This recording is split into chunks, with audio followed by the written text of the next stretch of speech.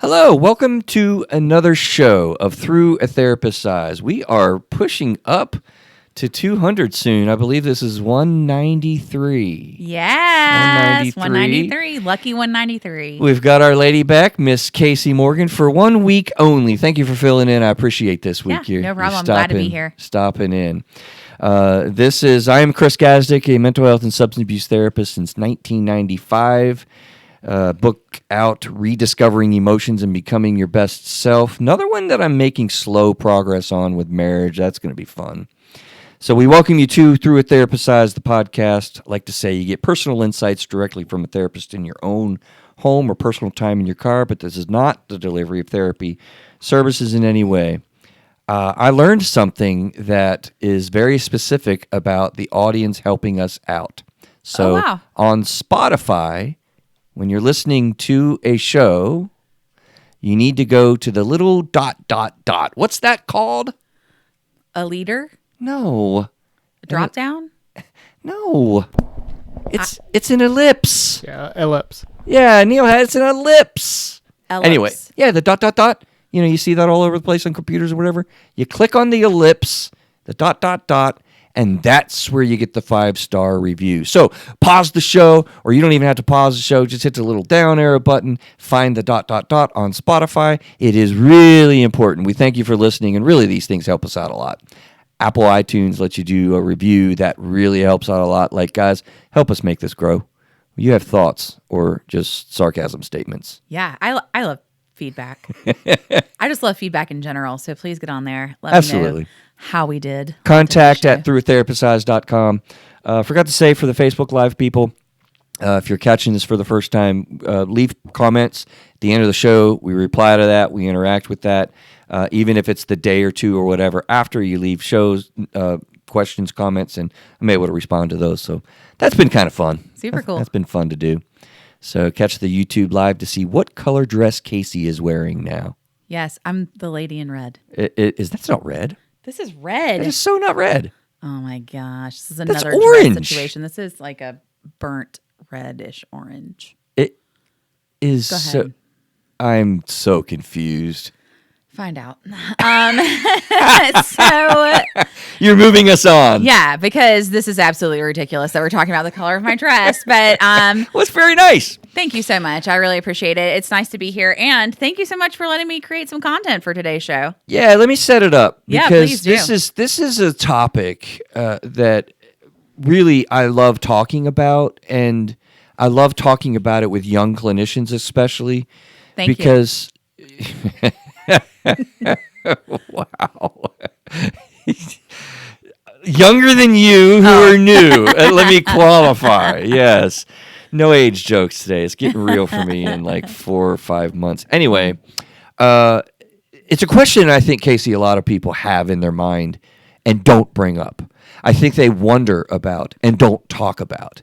And it's a topic of like, you know, how does therapy end, right? How long does this take? How does this end? And there are a lot of thoughts about it, but nobody really even talks about it very much in our field, I don't think either. Mm-hmm. This is like an unaddressed deal. And I think honestly the result is a lot of times work gets uncompleted because people sort of don't know how to end and we don't really have dialogue about it.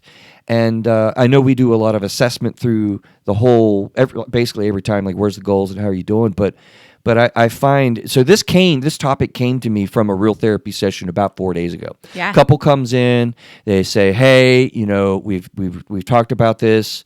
They even were using their EAP sessions, so they had one more EAP session, and we were thinking, and we want to meet today and end, and we know we can always come back if we need to, and as a matter of fact, I think we will want to do that in several months, you know, and that launched us into like setting up the session where we were able to bookend things. How often do we get to bookend therapy experiences with people that we're working with, or does it just drop off, right? Right, Like yeah. This is a whole area, right? Yeah, that's why today's segment is called Breaking Up with Your Therapist. Right, catchy. Yeah, it's super catchy, super catch. But before we get started, I do want to acknowledge our current event. I know you always like to do current events. So Yeah, I noticed that. I did want to say one thing, which was, as of the 21st, our hearts and thoughts and prayers go out to the people of Pakistan and Afghanistan. They did have a magnitude earthquake of 5.9. That's like huge. On the Richter scale. Yeah, it's huge. There's been at least 1,000 casualties. I don't know what the number total is today. Good Lord. But just from a mental health perspective, a quick push towards resiliency. Fred Rogers said, look for the helpers. And even though these are scary times and it's hard to see any resolution, but look for those who are helping and hang on to them, because they're going to help get you through. And I know there's nothing that we can do to talk about taking away the loss of life or anything like that, but we really are thinking about you on this side of the world. Yeah, and I grew up with Fred Rogers. Yeah. So for those that may not know him, I don't know if he's world renowned. I'm sure that he probably is. Like, dude, he was before his time. Mm-hmm. What a quote that is. If that's a quote from Fred Rogers, yeah. When I was a kid, he taught us deal with your emotions. It's okay to have them. Is this a happy day? And he's taking off his shoes and be a neighbor. Being a good neighbor. And is this a sad day? What do you do with your mad feelings? It's he was really ahead of his time way back in the 70s and 80s in public television. And he approached difficult topics too, like segregation and things like that. And so I thought that was wonderful. But look for the helpers. Look for the helpers. And so even though we are more than half a world away, I just want everyone to know out there that if you need help, we can get resources, whatever the case may be. So if for some reason you're listening to this podcast and you're near where that destruction took place, please reach out and we'll get you some resources. So. Yeah, that is a big, that's a big event. Thank you for that. Yeah. Good deal. So not to jump too far ahead, but how do we break up with therapists? That's going to be what we talk about today. And so, you may have heard that song back in the day, right? Called Breaking Up is Hard to Do by Neil Sedaka, or Sedaka, however you pronounce that. And in that song, the lyrics state, "Don't take your love away from me. Don't you leave my heart in misery. If you go, then I'll be blue, because breaking up is hard to do." And so I really kind of banked on those lyrics when I was framing today's content, because I think it is a difficult place and space to get into with somebody, especially from a professional standpoint, when you're seeking out a service like counseling, to kind of get to a place where you're ready to say, I think I'm ready to move on. And I think that we're going to talk about throughout the course of tonight's podcast, different and various scenarios where that is the case and what you want to do. Let me draw a distinction. Yeah. I told you there's a few things I wanted to pop in for sure, and this is one of them. So before the mics came on the Facebook Live, I think we were just chatting. Yeah. And I want to draw a distinction / point out, and I'm going to be bold, I think, for a moment, and say that I think that I find therapists making a mistake here. I really do. Multiple times, many times, I will say, throughout the years, I've had people talk about their prior therapy experiences, and they said how shocked they were when the therapist just came in and said, "Oh, I think that I think we've accomplished some things. Here's where we started. Here's where we are, and I think this is a good stopping place." And I'm like, that's a mistake more times than not. And let me tell you why. Because I feel like what happens is, and anybody that's working with me in a therapy session, you'll know now, if you hear this episode, I'm going to give my tell. I will feel stuck sometimes, right? Like, what are we doing? What are we working on? Like as the professional. As the professional. Yeah. And so what I'll do when that's the case is I hold myself accountable, and my tell here is I'll ask the person, so what's the most important thing that you think we need to be focused on right now? Like, let's evaluate where we're at. Let's look at what we're doing and tell me what's really important to you in life at this point, right? The interpretation is I'm stuck and I don't know what we're doing. And so I will reframe it that way to begin to make sure, because I want to be productive when we're working. I don't want to be just hanging out and, doing stuff. So we're always evaluating goals. We're always evaluating a process. But I think what happens is a therapist feels stuck and says, well, because we're stuck or I'm stuck and I don't know what we're working on, we're done. And that's not a termination process. And oftentimes that totally catches the client by shock, really, and definitely by surprise. Yeah. And so I think that is so interesting that you bring up that point, because when I was approaching this topic, I approached it as how I see it should happen, which is being completely client driven. And so I wasn't even approaching the topic tonight from the clinical standpoint, like from the point of the clinician, which sometimes we do terminate depending on situations. Yeah. But for the most part, the way my theoretical orientation plays out, all of this is client driven. So tonight, what we're going to discuss is, as the client, how do you approach the topic of termination with your therapist? Right. Not the therapist approaching termination with the client. Because that I almost feel like sometimes we do a disservice when we turn it around. Yeah. For real. I would rather evaluate, how are you feeling about this process? What is important to you? Mm-hmm. Where's our goal evaluation? Listen, sometimes a therapy relationship is and I have this in my spiel when I meet with people for the first time. Sometimes it's 5, 7, 8 times. It's very short term. I have no problem with that. A lot of times it's much, much longer. Guys, people can be in a therapy experience for whatever it takes. I mean, that's our response when a client asks, right? Well, how long is this going to be? Well, it takes however long it takes, and that can be many months, measured by 18, 24, or however long it might be. Yeah, for sure. Years at times, because we're dealing with really thorny, tricky, saddled problems, such as a lifetime of family of origin in a substance abuse family, for instance. Just random. And as problems evolve, I mean, as therapists, we are charged with knowing our own scope, which we'll talk about in a little bit too. But as issues arise and things evolve, there may be things within those therapy sessions that come up that are beyond our scope of practice that we do need to refer out. And so we will broach that with the person. But then we also talk about the comeback process, like that. Then if you need follow up post this like specialized visit to like eating disorder clinic or whatever, then you come back here, and that's what happens. And so we reconnect that relationship. And I've referred people to intensive outpatient programs. Yep, absolutely. Or in the middle of an individual outpatient therapy relationship, you go to rehab, and then you come back, here when you're through that process. Absolutely. So, bottom line, if you are thinking this, ask your clinician. Yeah, let's bounce it off of each other. If the person is a responsible professional, they will openly talk with you about this, because this is not personal for us. Shall we figure this out together? We will endeavor to figure this out together. I don't even think I said that up on the front end, did I? Dang, I missed it. That's got to be the first time. Man, Human, we are off the game. Emotional experience. That's what happens when we start late. That is. We started late today. To figure this out together. But go. So one of my bold statements tonight, and this is what I really believe to be true, is that our relationships, and I say our because I also see a therapist. I will openly tell you that.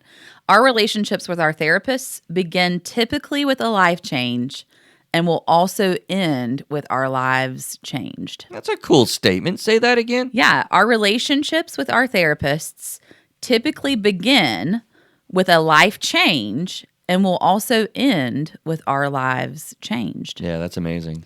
Yeah. It's such an honor to do this work, isn't it? Right. It's such a calling and such an honor. And so that's why I want to give honor to everyone who is in a current therapy relationship or is even seeking one out now, to tell you that as the client, one, you have power of choice, but two, you need to feel empowered in that relationship, because the dynamic of the therapist-client relationship is not a power dynamic. We're not soothsayers. Right. Yeah. It's just a shared ethic to try to be the helper, like to go back to Fred Rogers, to be the facilitator of your personal emotional growth. And us facilitating that process is really dependent on you and how you see yourself. And so, yes, you come to therapy typically because there is a life change that has occurred for you. Most of the time, you're not interacting with a therapist because everything is going great. Right. Like, hey, what do you need therapy for? I just want to tell you about how great my life is right now. However, I do have people come in their initial presenting problem simply for emotional growth. Sure. Like, how cool is that, right? Yeah, that's really cool. But it's still a life change. Like, we're talking about a career change. Maybe you came into some money. I don't know. Like, maybe you had some really positive things, but it's still a life change. And so as those roles develop and shift, so do our relationship with our therapist. So there are several types of breakup interactions, I guess you would say, that can occur throughout the course of therapy. And Neil brought up before we got started that I've mentioned many times throughout the show that you do have provider choice. So if you are going to a therapist and you are getting that therapeutic relationship started and you feel like this is not a good fit, you need to have that conversation honestly and openly and early with that therapist. On here, I was like, not the right fit, kind of like trying on clothes. Yeah. If you really want to go with that analogy, really think about it. When you put on a shirt, a dress, whatever the case may be, if it's a little ill-fitting, one, you don't feel very comfortable in that, do you? And two, it doesn't look right. You know what the average, let me back up. Used to be, I don't know what it is now. I think I tried to look it up and couldn't find it, and it's definitely changed. But years ago, anyway, do you know what the average length of a typical therapy relationship was? 3 days, didn't you say? Yeah. Yeah. Yeah, I said that before to you. Yeah. 3 sessions. Doesn't make sense. No, not much at all. And I think that's a lot of, without realizing it, this issue that we're talking about tonight is a part of that dynamic. And not getting what they thought they would get, not getting the feedback they wanted or thought would it just didn't meet their expectations. That's because quite possibly you didn't have good mix right in the beginning. That happens. You have to have a connection with your therapist. Right. And it's a very professional connection. It's not like love connection, right? But definitely, right. But definitely thinking through, like, what are some things that you want to know before you go in there? And that can be an important step even prior to meeting your clinician. Like, what do you want to know about them? Sometimes reading the bio online can be helpful in that process. And then also noting things about their interaction pattern, how they make you feel when you come into the room, because some people are very fact driven, some people are very relationship driven, and that just depends on the orientation of the therapist and the adaptability of the situation. And just so you know, therapists generally, you can read some of that, and I don't know about you, but I don't want to put people into the way I work best. Like, I pick that up and we talk about that sometimes. And, if you operate by homework, we do that. If you operate by more logic driven, we kind of look at that. Like, we work with that too. So it's a both ways. It can be a fluid process, but I think that, you can get to know somebody pretty well just by listening to what they have to say in their introductory and how they make you feel when you walk into the room. I think what's important here when you're looking at severing a counseling relationship that isn't the right fit is for you to know that you are not responsible for the feelings of the therapist. At all. Yeah. So all. I know that we're human beings and we feel responsible for the feelings of people sometimes, but you are not responsible for the therapist's feelings. You ever been fired, Casey? No. From a client? Oh, from a client? Yeah. I have. I don't think so, honestly. Yeah? Yeah, I've been fired. I mean, I think people haven't come back. I mean, so I don't know if you would So call we that don't even firing. know it. Yeah, a lot of times you don't even know it. I've been ghosted. Oh, ghosted? Yeah, I've been ghosted. Fired? Yeah. Left behind? I've been left behind. Yeah. That's my point there is like, I don't think it happens very often for me either, but I have had a conversation or two over the years where, people have been willing and able, and to your point, it's very okay to say that. Mm-hmm. And they've asked me, do you know of anybody that would be more in this kind of realm or that kind of realm? They wanted somebody younger or older or whatever. And that's totally okay. It isn't your responsibility to feel responsible for, we have thick skin. We've been, we can handle it. It's a professional engagement, and it's the therapist's responsibility to process that. Right. And the therapist's shared code of ethics is to do no harm. And if we're not the right fit for you, that's fine. Then that's more than fine, because the last thing we'd want to do is make the relationship harmful to your mental health in some way. Right. And so we choose to do no harm in that regard. And I think it is a good place to practice a skill of confrontation without it being really combative. So being able to feel empowered to go in and say, like, this is not the right fit for me. Can you suggest someone else? That's a really good way to practice that skill too, even in like that protected environment. But what you want to try to do in that situation is to have a voice and avoid ghosting. Ghosting is like, we get it a lot, and that's fine. And by ghosting, I mean just disappearing and never calling back. And you have all these scheduled sessions and you don't show up for them. Yeah. But I think what I want to empower anybody listening tonight to do is to have a voice, just to say, this is my preference. This is not my preference. And just to tune in so you'll understand, this is like a segment on a type of ending where it's right in the beginning. Yep. We're also going to spend a lot of time talking as well about when you have a relationship, how does that work Absolutely. later on through the relationship. Yeah. So there's multiple types, remember. Right. And it's perfectly okay to say, it's not me, it's you. And that's okay. We will take it, right? Like, we're ending relationships and we often say, oh, it's not you, it's me. No, in this situation, it's definitely us. So put it on us. It's fine. We can take it as the therapist. That phrase always has driven me crazy, though. It's like, what a cop-out, right? It is so, like, what are the issues then? So if it's you, what are you talking about? Right. You had to throw that into the breakup talk, I guess. Absolutely. Just wait till I get to the Dear John letter. No, I'm just kidding. Oh, wow. Just joking. So another type that I've encountered before that people often get nervous about is severing a counseling relationship due to a move or needing something different. So this is not necessarily in the early beginnings. That's interesting. But that maybe you're moving away, or maybe your job changed and your insurance changed and I'm no longer a network provider or insurance company. Yeah. And so it really has nothing to do with the counselor themselves, but it has everything to do with logistics. Like, it's just the logistics. One of the factors here is this can be sudden. Yeah, and it can be abrupt, and people can tell you without telling you, and then all of a sudden, like, you get a new insurance card and we run it, and then you're like, whoa, like, this is not working for me, even financially. So, sometimes I think that can be the case. Or maybe you're needing something different, like a more specialized type of treatment. Would you say, interestingly, that the first type that we just talked about, people struggle greatly to engage the discussion? Mm-hmm. This second type, I think of 3. Is that what we've got? Uh-huh. This second type, I feel like, I wonder what you think, if it's just much easier to address. Mm-hmm. Oh, yeah. Because as I'm thinking about that, and I don't usually think of this type of termination when I think of, therapy, relationships ending and whatnot. This type, I've had many conversations about that way. I mean, I go through my brain and I'm just like, oh yeah, but that happened and that happened and that happened. And I think people are way more comfortable with this one than the other one. And I think it's probably because of the confrontation type. What do you see with that? Yeah, I think it's definitely based on like the locus of control, right? So, and what I mean by that is that, right. And so I was going to explain that since I know you were. I just always poke. You do poke me a lot for that.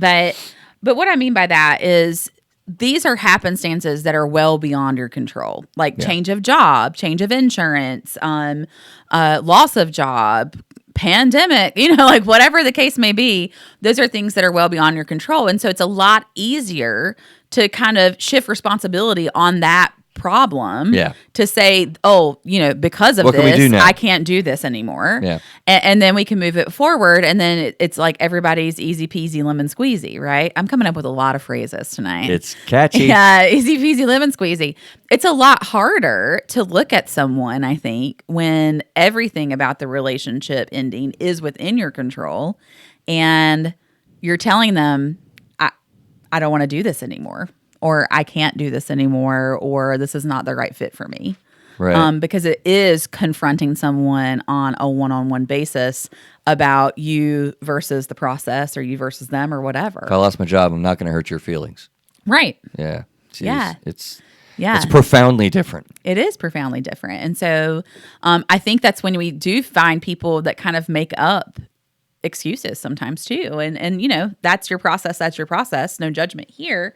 But I think that's what we do find sometimes. Like, I have a sick relative, or I just can't do it right now, instead of just saying, this is not working for me. Yeah. Yeah.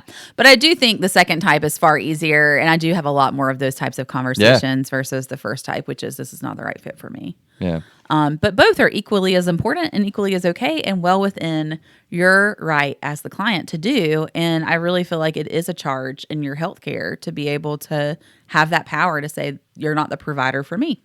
Yeah, I love your where did I just read it? Your quote, right? Like, take charge of your health. Yeah. This is not personal. This is progressive. Yeah. I mean, that's what do you mean by that?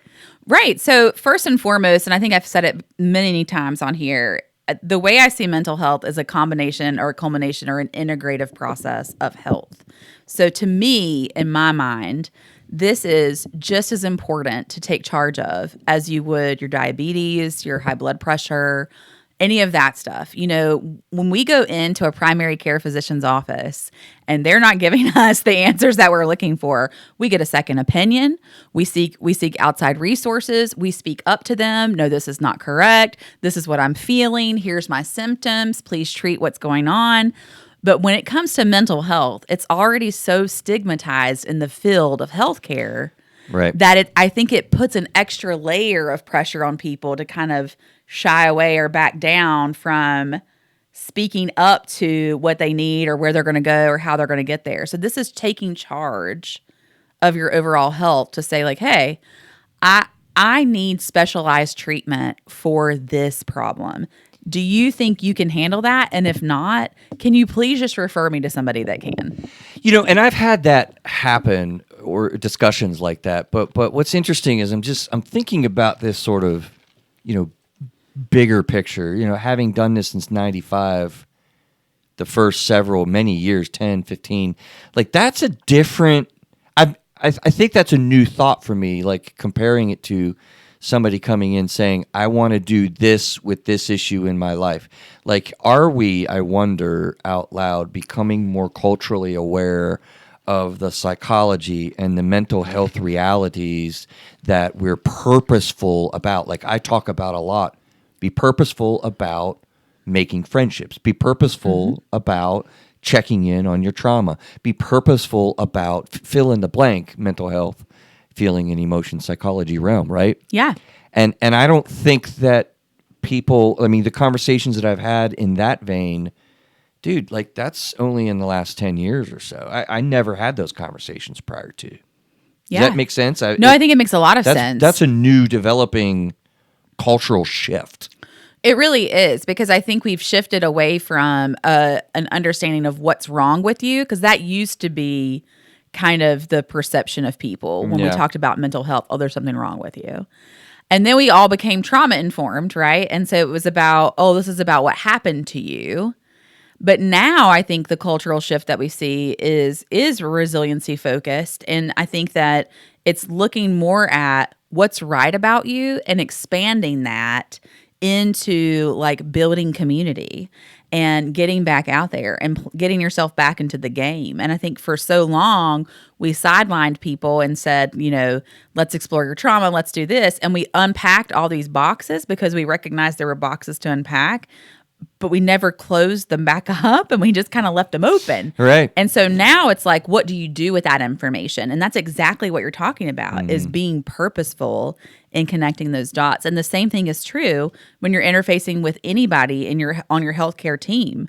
Like, you have to be purposeful in those interactions to be able to understand what is going on with you and how to check in on that. Yeah, what comes a lot of times, I think, in people's psyche when they begin a therapy relationship is, dadgummit, especially marital counseling, right? Oh, God, it just drives me nuts, but it's true. Bottom of the ninth inning, down by 7 runs, one batter out, 2-3 count. Like, what you going to do for us? Because we're in the last stage, right? Last step. Yeah. This is the final attempt at saving my mental health or my marriage, or I don't know what I've tried everything else. What do I do? I mean, I don't think that happens as much. It definitely still happens, but this is a different shift, a different progressive. That's why I like the word that you used. This is a progressive reality. Which reminds me, good point to put this in.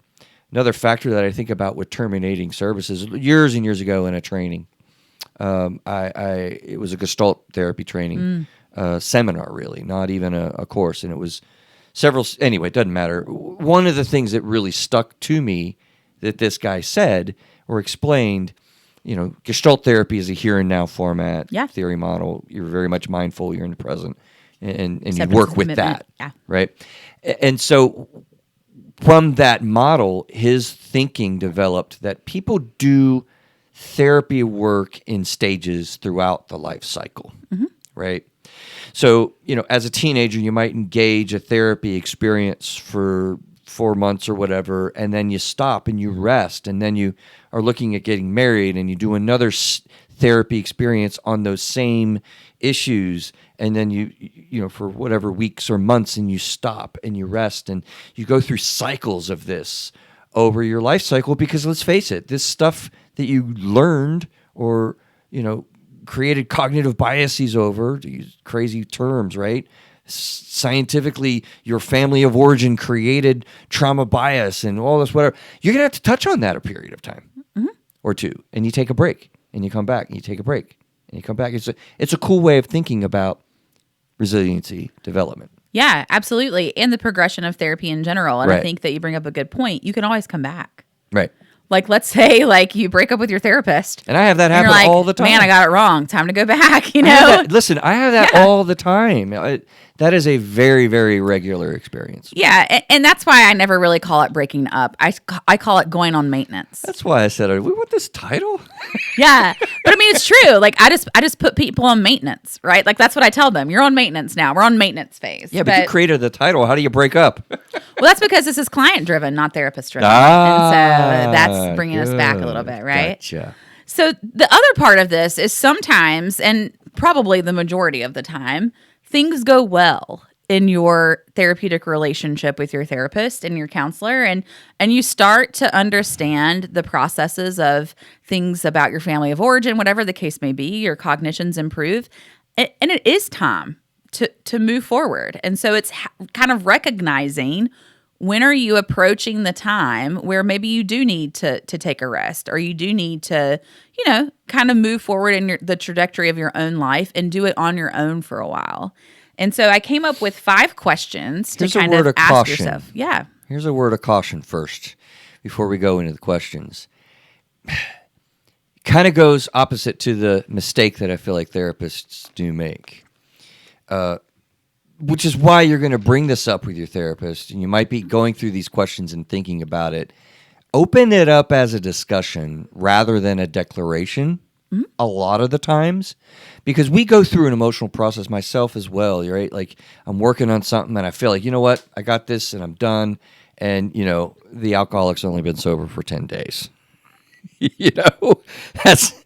No, not quite ready yet, man. That's undercooked. So I guess my point is, It's a little rare. It's a little rare. Bleeding. Bleeding still. I would eat it. I like raw meat too. Well, maybe medium rare, but like, you can get stuck, you can get fearful, you can get uncomfortable, you can be insecure about that process. Something's changing and you feel a little bit scared about that. So there's definitely things that go on that you don't want to misinterpret.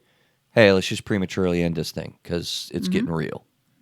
So there's a word of caution in that, just in your own examining. And I'm sure your therapist will help you out with that. So bring it up as a discussion, not as a statement. Well, I would even boldly say that if you're going to a therapist who is doing their job effectively, they are consistently checking in that regard in their own therapeutic way, to make sure that we're kind of still on the same track and on the same page. But again, as the client, if there is a time where you feel like you just want to end, even if the therapist thinks it's premature, it is client driven. If You're you in do charge. not want to come back, you do not have to. I Right. mean, that is true. But just know that that's an element of ghosting. Right. Break up with us gently break up with us. God. But what if things are going well? Like, how do you check in with yourself? And I think this is a good measure, these 5 questions that I came up with. And so the first question I would kind of implore you to explore would be, what was my why from the beginning, right? So what was my why? Initially, we talked about how, we engage with therapists. Our relationships with our therapists begin typically with a life change and also end with our lives changed. So what was our why from the beginning? So the initial goal, what was the goal that we had in mind, that we kind of started with in therapy? Because usually the therapist will kind of start with the end in mind. Like, what do you want your life to look like at this point? Like, where are you now, and where do you want to be, and how do we get there? And And when therapists are working with clients, it's not about the goals we believe you should have. It's about the goals that you want to achieve, right? In session. And so almost 100% of the time when I'm introducing myself, I will say, how is life like? How do you want life to be like? And we figure that out together, moving that forward. Can I add something, though? Please do. What was your why and what is your why? Mm-hmm. Right? Yeah. Which gets at that constant process that I think you and I do that all the time. Like, what are we accomplishing? I mean, what are we after? Where are we at in this person's life in this process? Like, we're constantly evaluating those goals. So I would invite you as well to come into that process in a very direct way and think, what was my why and what is my current why? Because that will change. Yeah, sometimes. absolutely. Yeah. Absolutely. And to keep that momentum and motivation moving forward, do you have those elements with you to be able to keep that trajectory moving forward? I work with a lot of people that are in recovery and from various things, whether it's substances, gambling, things like that. And, they talk a lot about going into sober living or going into other environments where they're kind of protected, like inpatient stays, intensive outpatient, things like that. And that was a protected environment. But then you feel great and you feel really motivated, but you move back home and your situations come back in and that flooding occurs and we're right back where we started, Right. And so do you have the protective factors in place, which is an important part of that conversation as you're approaching termination? What protective factors? And by protective factors, I simply mean like supports. Like, what are you going to do when you have a bad night? What are you going to do when it's 3:00 in the morning and you're having an urge to do something like get online and spend $3,000 on deck furniture, which may or may not have happened in my life before.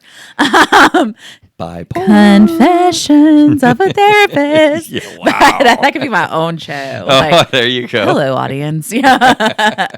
Guess what happened last week? Yeah, guess about this. Yeah. But I think all of those things go into this process. So my second question is, did you make the intended progress towards your goal? And I want to throw this out there because I think sometimes when we state goals, we look at goals as a destination, like where we want to land. But what I want everybody to remember, and I would like to hear your thoughts on this too, is that therapy really is more about the journey and not necessarily just the destination. Now, sometimes we arrive at the destination, but it's really about re-understanding your emotions, right? And good plug. Figuring that out together. It is, right. Like that is why I came up with the title of the book. I couldn't agree more. I mean, it's a cliche, Everyone's heard this phrase before. It's about the journey and not the destination. Thanks. But seriously, that's so on point. Mm-hmm. And I get like passionate and this process that I enter into with people as a therapist with their lives. Like, dude, I don't take that lightly at all. Like that processing, and along the way, like, look, I've had therapy relationships where we've been working on some things very purposefully for months, several months, and then something totally new comes up and they never knew they had endured a traumatic sexual event in their life. Right. It comes out. Like, it comes up because they begin to manage their emotions now much more groundedly and solidly. And Mother Nature, your subconscious, if you will, realizes, oh, well, we're doing better, so we can, maybe at this point, we can handle this other stuff. Yeah. Whereas before, you didn't even remember it happened. Yeah. Right? That's the power of this journey that we're talking about, right?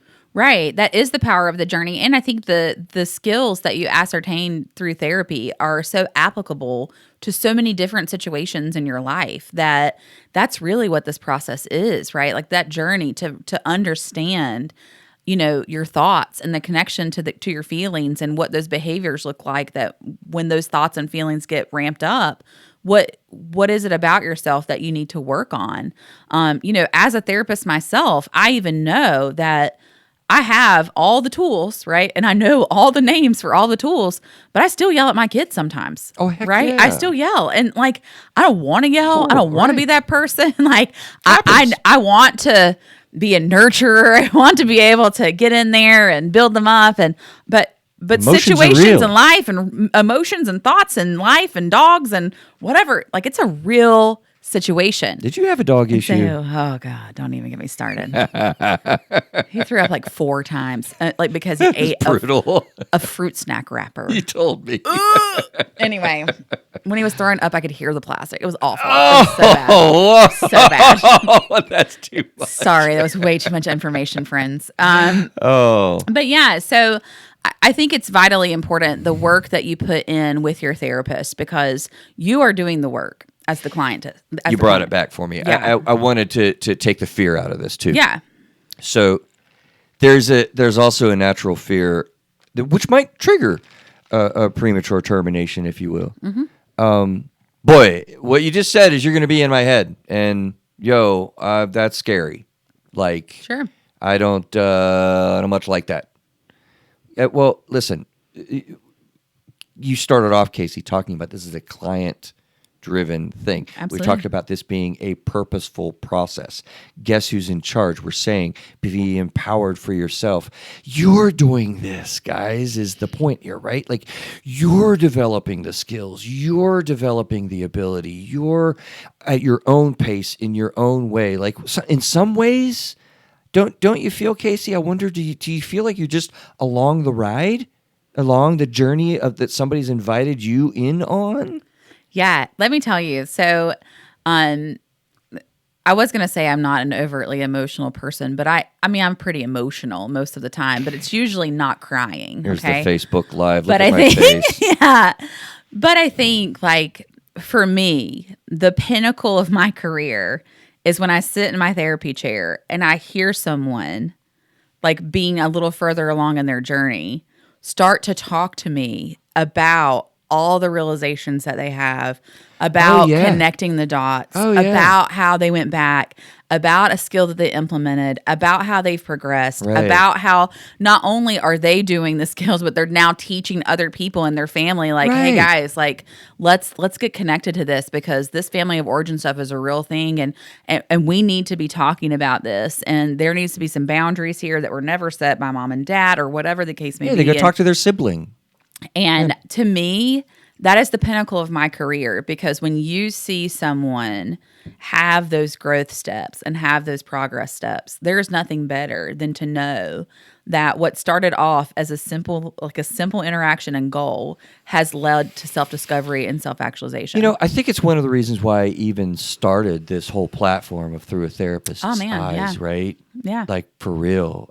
Neil, we ought to take this in little segment and capture it, because it's a very powerful reality, right? Like, the Through a Therapist's Eyes platform, to a certain extent, in the whole books that I want to write, and the reason why I wanted to share the experiences through my eyes is because I see so much of that, and I just feel like if people could envision that and encapsulate that, it scales up so that the benefits of one person's therapy experience that I was able and honored enough to be a witness of can explode out, like, through my eyes to the world, through our eyes, Casey. Yeah. That can affect in growing mental health awareness on a cultural, or, I'm sorry to be dramatic, but literally, like, on a world level. Yeah, on a global basis. Yeah. It's a powerful reality that you start when you're doing this. I mean, it's a butterfly effect. It is. It really is. And so my third question kind of relates to that. Like, when you're considering having that conversation with the therapist about termination, are you going to exit this relationship in a better space than you found yourself when you began? Ooh, that's a good question. Yeah. Okay. And what goes into that process? Like, it's thinking Where'd you get about these questions? growth. I made them up. That's awesome. I literally made them up. That's impressive. Thanks. Say that question again. So, will you exit the relationship in a better space than you found yourself in when we began? Yeah, that's a good question to ask. Yeah. And I thought it's really reflective, because it's going to reflect on your growth. It's going to reflect on the restorative work you have done with the therapist. And I think really it kind of goes back to, do you feel like you're in a space that you can regain control over your emotions should things get out of order again? And I think if you can answer yes to that, then you do have that instilled sense of hope that I can move forward and I can do this. Yeah.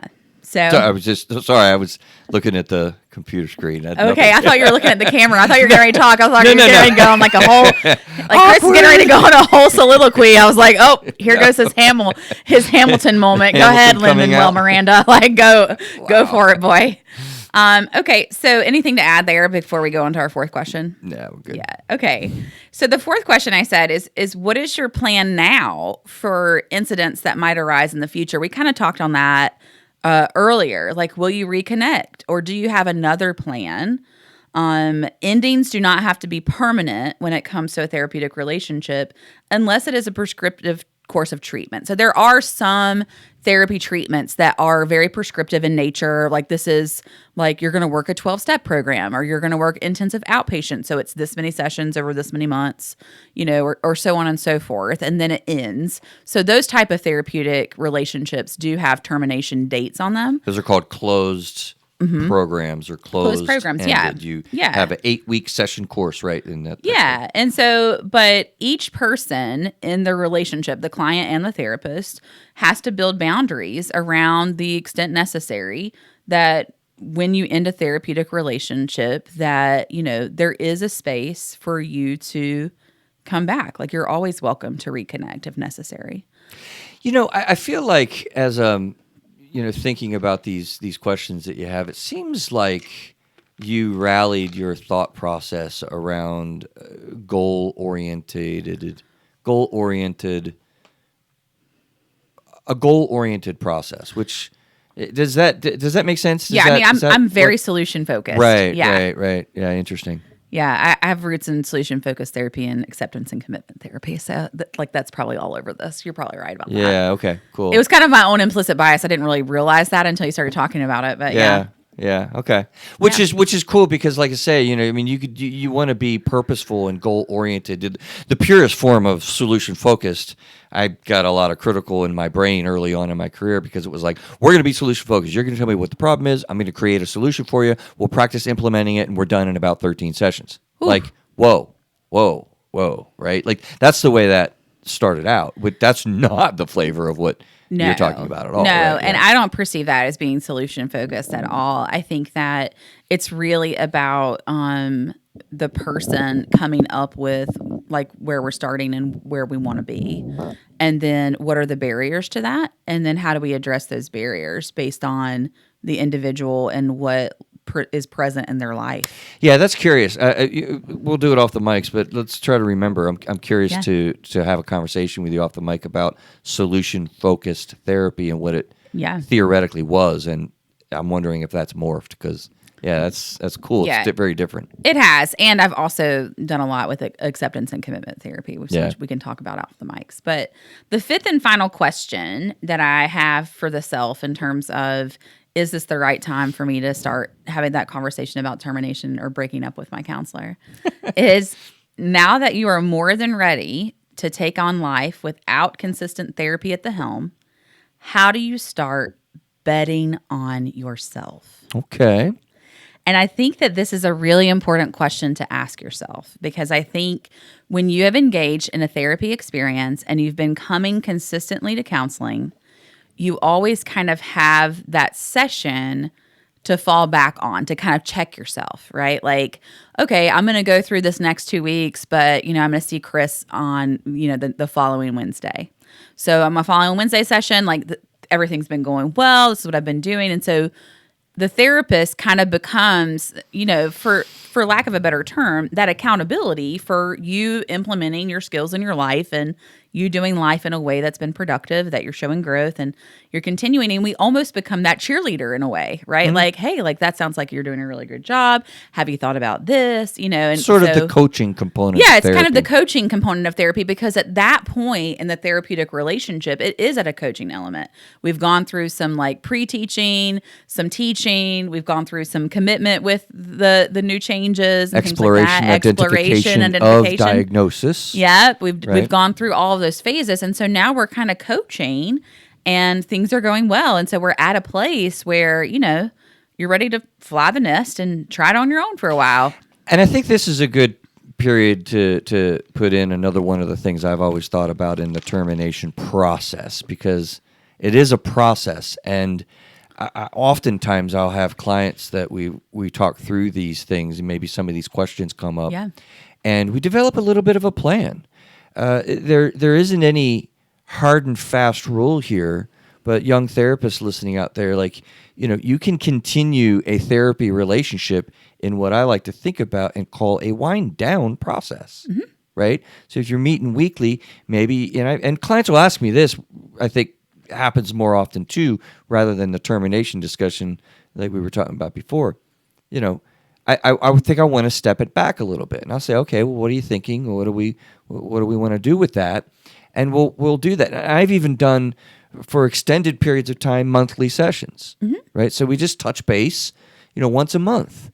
After we've had a therapy experience for a little while. And people, I think, love that. Yeah. It's a very great way to reinforce and engage that process while we're doing more outside of our therapy office and our lives. We come back. And so there's a lot of ways to kind of go about this whole process. Absolutely. And so I came up with some things to kind of use when you're thinking through that. So if you're able to recognize in its purest form, just the relationship between your thoughts and feelings and how that impacts your behavior, then you're on a good path, right? So if you're able to kind of recognize those things, whether we do the right behavior all the time or not, if we recognize it, accept it, and understand it, then you're on a good trajectory to be able to kind of have some stasis or some control in your life, to be able to kind of to work your life the way it's intended to go. And then also, if you understand that there is a refresher if you need to reconnect, like whether it's been a month, 2 months, 6 months,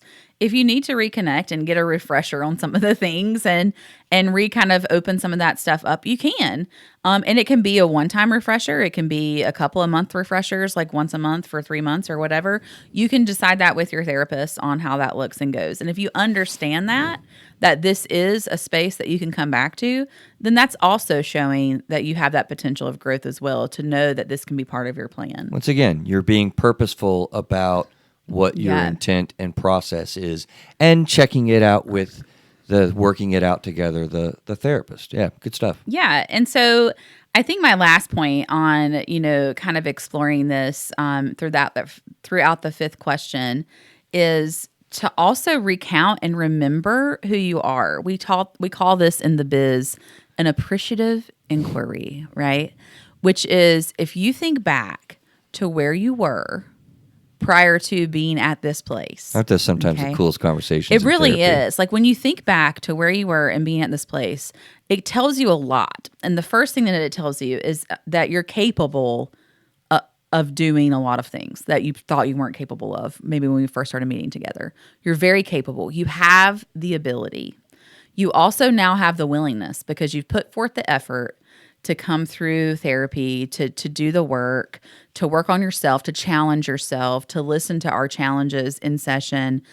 Some sessions were hard, some sessions were easier, but you got through it. Right. And so the truth is that the best predictor of future behavior is past behavior.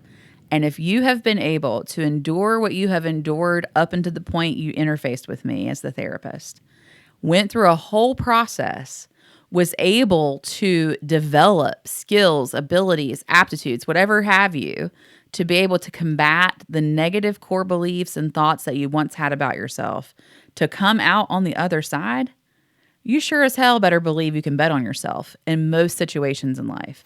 You know what that is? That's called confidence. Exactly. Right? The quintessential definition of confidence. You have developed resiliency. That is authentic confidence. Authentic, genuine, in tune with yourself, loving yourself, and that is emotional freedom. Yeah, exactly. It's awesome, and you get in touch with that. I love those conversations with people. It's amazing. Yeah, and I think when you experience emotional freedom in that regard, then it is a good time to talk with your therapist about, hey, I think I'm ready. Like, I think I'm ready to interface with my life and move forward in my life and really try to endeavor this. I'm on for a while. And I think that's a very appropriate way and a very appropriate time to do that. Again, as a caveat, you can do it at any time. Like there's always an exit strategy. But at the same time, I think from beginning to end, open to close, this is where we as therapists would really love for clients to be able to get to actualize what they are capable of. Because the human experience, you are capable of so many more things than you give yourself credit for. Absolutely. You are so capable. Let me add a component here that I think might give some space in your mind to think about, well, what are the time frames here? Oh, yeah. Because we are so quick and sudden, and we can be impulsive in this process. And I want to introduce the idea that actually goes all the way back to my training when I picked this particular piece up from one of my clinical supervisors, Ruth Witzel. I loved it. Was great. What a name. Yeah, she was awesome. I had a few of them. Helen, don't want to forget you. Shout out Kathleen Fetter. Kathleen Fetter. I love Okay, her. cool. Jeff Shook, you were one of those early dance ones therapist. too. Now we're just like playing ball. Sorry, go ahead. But, okay. So there was a training that she did, or that the clinic did at the time on termination that stuck with me, and they gave a time frame reference that is just a reference, is not a hard and fast rule, but this was to a clinician's perspective, and it stuck with me.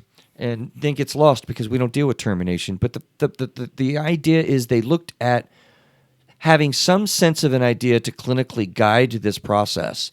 And what they said is you take the total time that you were in therapy, let's just say it was a year because that's an easy for math. And you've come to the idea that we need to begin wrapping up some of the things that you just talked about. You know, what time frames does this need to look like? Well, a good reference is 1/3 of the entire time that you were in a therapy process, right? So you begin to wind that down and phase that out. You know, if it was a year, then you look at like maybe about 3-4 months. That sounds long, right? But I think that if we time reference that a little bit, you know, which could be the every other week, you know, seeing a month, you know, at a time, kind of winding down. It gives people a little bit of an idea to kind of frame up, like, what are we talking about here? So we, you know, is it, which you can do. You can just come in and just boom. Okay, well, this is the last time I'm going to come. Okay, well, that's cool. And thank you for telling me we could bookend things a little bit. But what do you think about that as a little bit of a time frame wraparound to use as a little bit of a reference? Yeah, I think it's cool to use it as a reference, but not as a rule, right? Like it's definitely not a rule. It's definitely a reference, not a rule. I think that a lot of things can happen throughout the course of a therapeutic relationship. Like, you know, I some of my favorite clients are, you know, we get in there, we're like 6 weeks in, everything's going well, and then all of a sudden it's like, well, I forgot to tell you that X, Y, and Z happened when I was a child. I'm like, oh, okay. Well, cool. Is that something that you're wanting to unpack with me? And if they say, oh, yeah, then guess what? Like, we just increased. Like, we just sure. like, we're on a new issue. Yeah, we're on a new issue. And so I think that's wonderful because that means our therapeutic alliance has gotten really strong. Up also, until that by point. the way, that's like really common. Yeah, it's super common and our alliance is really strong. And so I think that process, when someone feels empowered that way, that can also lead to that as well. So I would say definitely not a rule, but definitely a good reference. I mean, I think that makes a lot of sense that you've spent almost a whole year kind of unpacking that box, the amygdala's emotional suitcase. Yeah, and that's a phrase. Yeah. And so to think about just abruptly stopping that is like bananas. But to think about a slow progression over a couple of months to 3 months, I mean, that makes sense. Yeah. Yeah, it's just a reference point to think about, and I wanted to offer that at some point during our conversation, and it makes sense here towards the end as we're wrapping up and winding down, because you know people don't really know how to do that. Yeah, like we don't. That's part of what I hope this show concept has created for you, is a little bit of a thoughtful process about that, and a good how-to reference is like, yeah, you know, you can't abruptly stop a 2-3 year long therapy relationship, but you do yourself a favor by winding in a process to wind down, because there's things that you deal with in that termination. What a word, right? Yeah. Therapy termination. What does that emotion does that even bring in? That might have been something to start off the get-go with, it occurs to me. Because there's emotions that come into that. There's questions that come from that. There's process in winding that out. How do you maintain this? And what does it mean to you to do these things now moving forward? So there's things, I guess, is the main point that happens in that winding down, ending therapy process. Yeah. And I think one of my other takeaways is if you really think about your own personal life, right? Like, most of us at some point in our life have experienced a breakup. If you don't know about breakups, go back and watch one of our previous episodes. I was on that one as well. Not too long ago. Yeah. But most of us in our personal lives have experienced some type of breakup. What those residual feelings were. How those conversations went.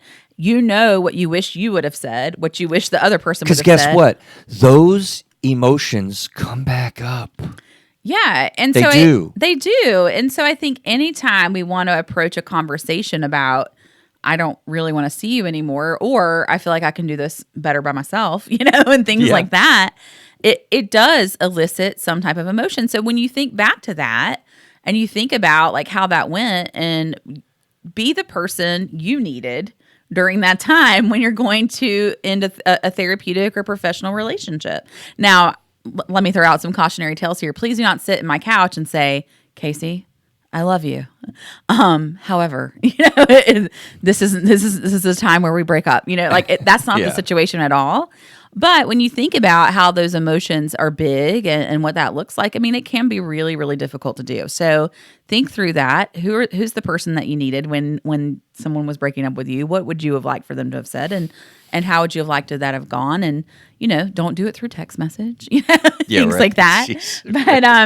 But I do think it's fine to sit down and have that open dialogue. Again, if I can reiterate anything else in this, you are not responsible for your therapist's feelings. This is not I think personal. You needed to say that again. This is professional. It is absolutely professional. And it's kind of the big question is, how do you wind down or how do you terminate? How do you end a professional relationship? And it is in that vein. So, but what we do in our industry has so many emotions that kind of come up in that process, and it's very natural. So we just deal with that.